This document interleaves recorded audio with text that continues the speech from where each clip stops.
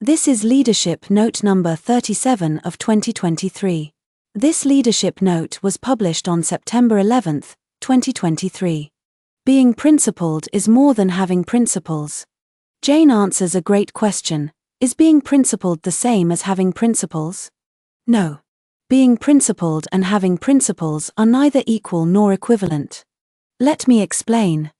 Those who have completed the Alpha program will appreciate that I am diving into the deep end of the influential leadership system, but I hope the framework below will be enough for those not yet familiar with influential leadership.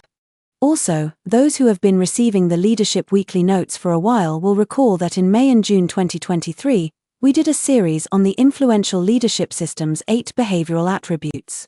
The one on being principled was distributed on the 22nd of May, edition number 2123.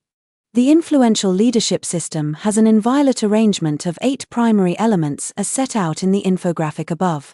Each primary element has its defining character and, in some instances, sub-elements with their particular character. Imagine these elements and sub-elements as analogous to a healthy human body, or a perfectly functioning mountain bike.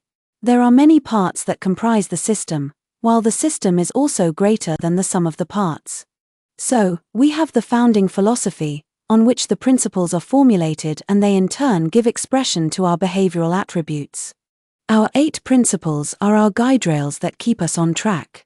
Activists will recall our analogy of train rail lines that keep the carriages on the rails even on the bends. The principles are mental constructs, notions like leadership being a choice. The behavioral attributes are where we see the traction happening, the interface between the influential leadership system and the world, external systems, through leadership moments. A way to think about the interface between leadership and leadership moments is the grip, the traction, the contact, between the tires of my mountain bike, behavioral attributes, and the surface I am cycling over, circumstances. The surface, circumstance, changes as I ride. Asphalt. Gravel. Loose shale. Sandy stretches. Grass pods. Boulder-strewn outcrops. Mud. Flat, descents and ascents. And the weather, sunny, cold, calm, windy, rain, maybe dark. These are the external conditions.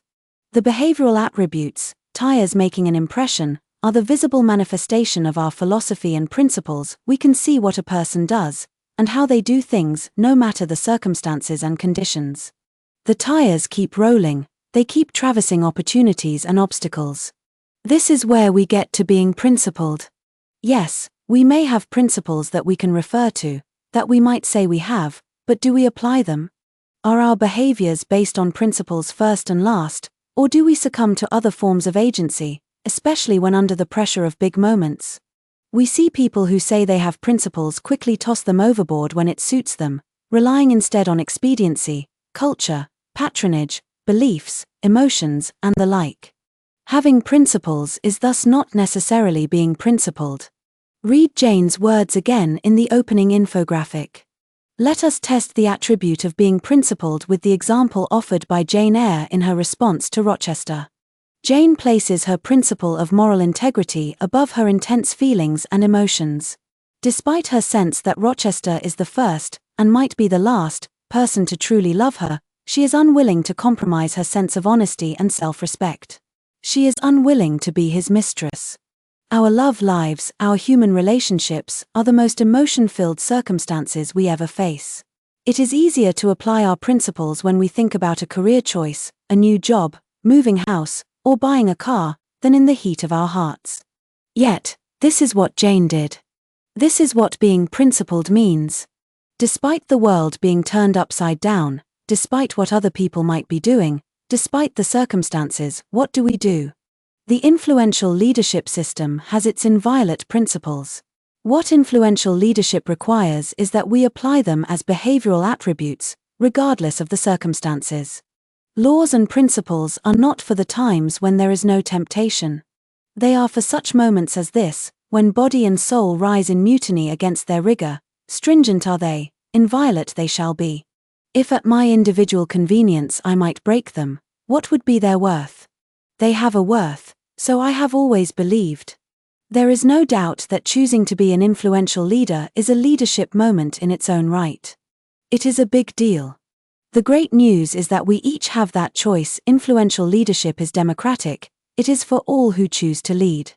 Last week's note reinforced the principle that leading is a function of our choice, not our birthright. This week, always, be like Jane, say no to Rochesters and yes to choosing your principles, and living by them, be principled.